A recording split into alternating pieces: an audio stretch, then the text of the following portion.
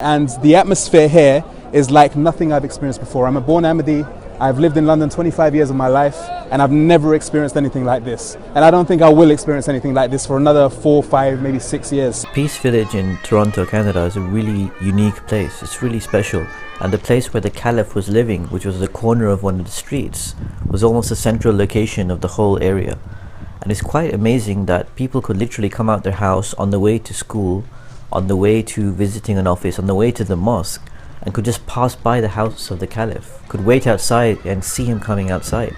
And these were people who were longing, who were so eager and keen to just see the Caliph, because these are followers of the Caliph. There were many people who were refugees from Syria, or people who had been persecuted in Pakistan who had never in their lives seen the Caliph. So as we went through Peace Village and asked people their stories and heard their stories, it made us want to cover this whole tour of His Holiness, and especially to stay in Peace Village. And what we wanted to do was we wanted to really go down and get the story from the people, from the eyes and the views of the people themselves.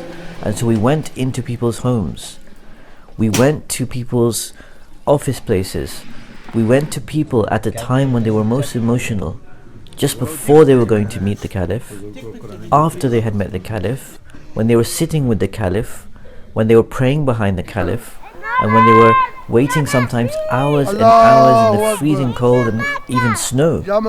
Because we have to see Hazur no matter cold, no matter rain, no matter anything. And so we tried to tap into all of this to bring to life the unique stories around Peace Village in this incredible and fascinating stay of 4 weeks. We're here, just the atmosphere is electric, everyone's excited, everyone's shouting slogans as you can hear behind me. It's impossible to even hear each other because everyone's here with their passion and love for the Khalifa, and they're all waiting for just a glimpse of our beloved Hazur. This is the image that I would personally like to be shown around the world. Peaceful Muslims gathering, and there's nothing like this in the world. There's only one Peace Village, and I'm from London and I'm saying that, so it's been a great experience. The concept behind the Ameen ceremony is that Muslims believe that the Holy Quran, which is the holy scripture of Islam, is the perfect book which contains all the guidance they need to live their lives properly. It contains moral, spiritual, and also social teachings. Some children are able to complete this at the age of 4, some at 5, 6, 7. Different children complete it at different ages depending on their capability. These Ameens were really a big part of the Caliph's stay in Peace Village. So almost every day the Caliph would conduct these Ameens. And what Zubair and I decided is that we wanted to dig down deeper. We wanted to go behind the story and go into the homes of these children days before the Ameen ceremony took place. So we went to different houses and we interviewed these children in their homes before the Ameen ceremony took place. I practiced a lot.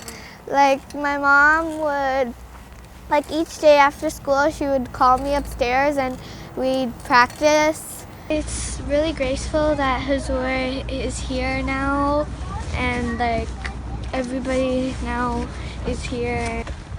Number 10, Sarai Muhabbat in Hazur's house.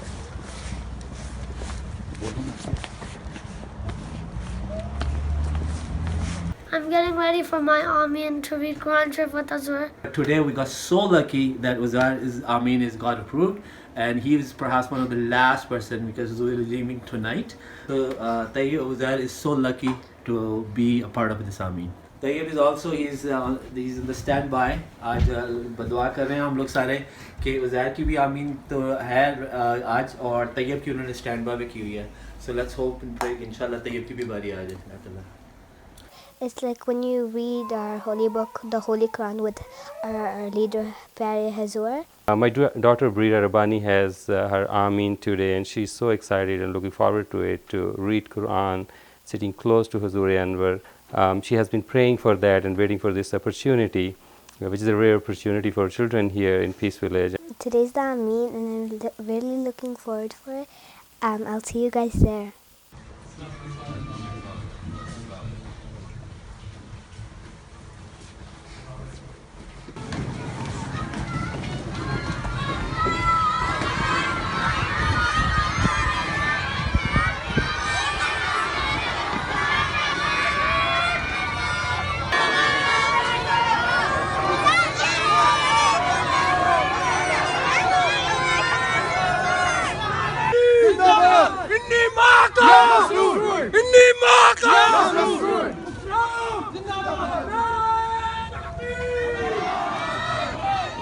What was really interesting to see is how the kids actually sat there for an hour or so in this mosque. Now, of course, kids will be kids. It's really difficult to make them sit down for such a long period of time without fidgeting, without moving around, without talking to each other. But it was all part of the very loving and family, social kind of atmosphere that was in the mosque. Everyone knew that these are kids, and so no one minded the fact that, although it's a mosque, that we expect kids to have a bit of fun. So although it was a serious occasion and kids did behave themselves, behind the scenes, some kids were kids.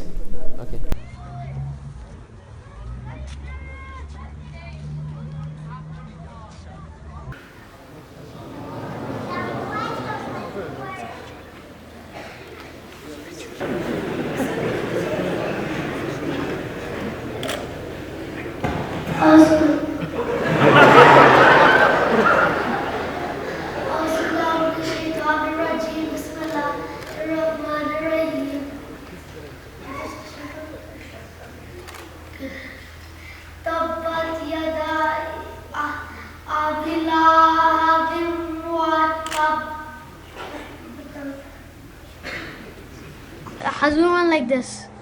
Oh my God, so excited, huh? Yeah, and then I was reading Quran Chief, I was like there was almost tears in my eyes. I'm sitting beside the man of God. I'm grateful of God that I was chosen to get my Ameen done, and I was actually pretty happy because at first I thought I wasn't going to get my Ameen done, but it actually ended up that I was. And then when I first read my line with Hazur, it just automatically didn't feel scary at all. Before I practiced a few surahs, and I knew it would be one line, but I practiced just like a few random lines out of the Quran. He's the best Hazur, and I really wish he has a great time going around the world to spread Islam too. Coming up in episode 2. He happened to sign an autograph for me, and he was smiling while doing it. It was a really fun experience. We welcome His Holiness, his message of hope and optimism. And he is the guru of some of my favorite people that I love to be with. I don't know if I could explain it in words besides the fact that I'm still sweating and I'm not going to wash my hands for as long as I cannot afford to.